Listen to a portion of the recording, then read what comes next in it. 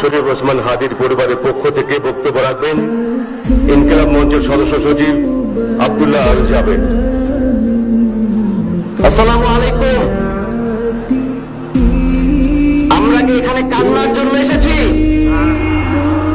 আমরা এখানে কিসের জন্য এসেছি? আমার ভাইয়ের রক্তের বদলা নেওয়ার জন্য আজকে আমরা এই জানাজায় দাঁড়িয়েছি।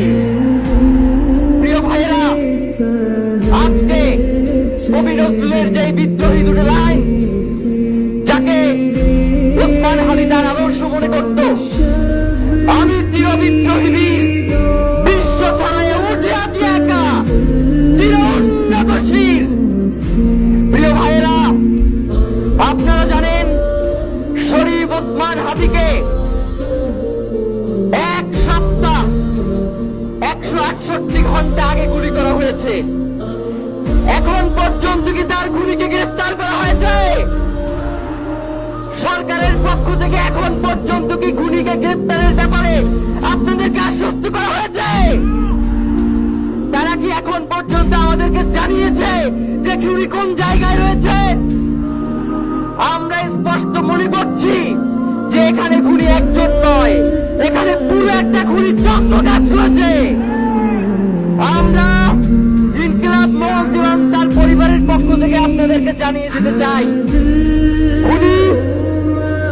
খুনের পরিকল্পনাকারী, খুনের সহায়তাকারী এবং পুরো খুনি চক্রকে বিচারের আওতায় নিয়ে আসতে হবে এবং আগামী 24 ঘন্টার মধ্যে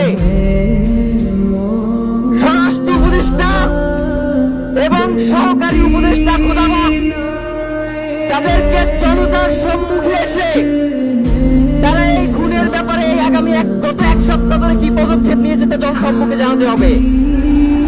যদি তারা জানাতে না পারে তাহলে তাদেরকে পল্লাকের জন্য প্রস্তুত থাকতে হবে। আমরা ইনকিলাব মঞ্চ কোনোভাবে এই শরীফ ওসমান হাদির রক্তকে বিতা দিতে দেব না।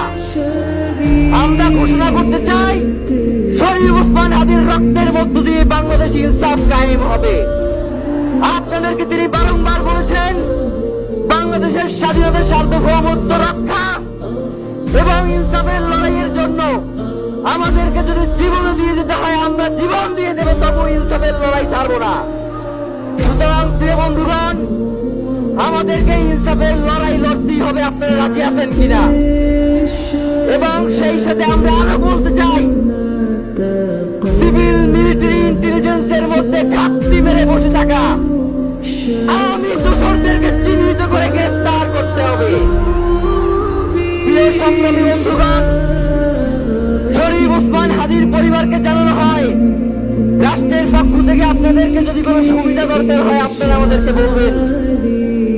আমরা শরীফ ওসমান হাদির পরিবার থেকে রাষ্ট্রকে জানাতে চাই, যদি এই রাষ্ট্রকে রক্ষা করতে শরীফ ওসমান হাদির পরিবারের 5 সদস্য তার ভাই এবং বোনদের যদি রক্ত লাগে তারা দেওয়ার জন্য প্রস্তুত রয়েছে, তবুও এই খুনিদেরকে চিহ্নিত করে বিচারের মুখোমুখি করতে হবে।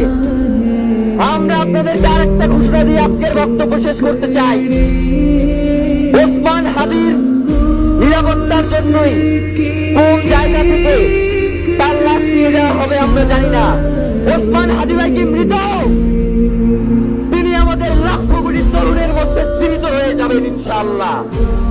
আপনাদেরকে জানিয়ে দিতে চাই, কোন ধরনের সহিংসতা ছাড়া আমরা যেহেতু ওসমান হাদির লাশকে আমরা জাতীয় কবি কাজী নজরুলের পাশে দাফন করার ব্যবস্থা করতেছি, আপনারা সবাই এই প্রোগ্রাম শেষে জনতা মিছিল নিয়ে শাহবাগে চলে যাবেন।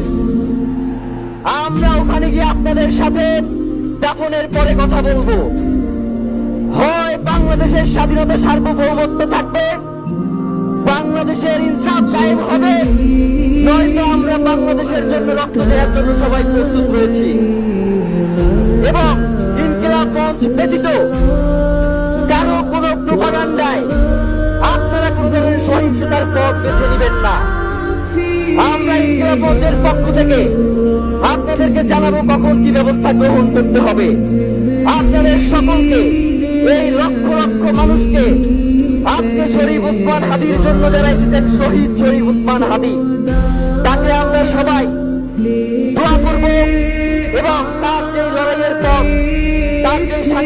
আন্দোলন, তার যে আধিপত্যবাদের বিরুদ্ধে লড়াই, আমরা সকলে সেটাকে একসাথে প্রতিহত করব।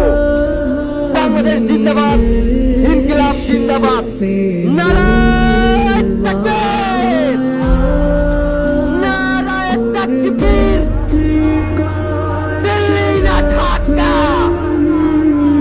দিল্লি না ঢাকা, গোলামি না আজাদি, ক্ষমতা না জনতা, আপোষ না সংগ্রাম। দিল্লি না ঢাকা, আমার ভাই কবরে, খুনে কেন বাহিরে, আমরা সবাই হাবি হব, গুলির মুখে কথা কব, আমরা সবাই হাবি হব। নারায়ে তাকবীর, ইনকিলাব ইনকিলাব, মুজিববাদ মুর্দাবাদ, ইনকিলাব জিন্দাবাদ।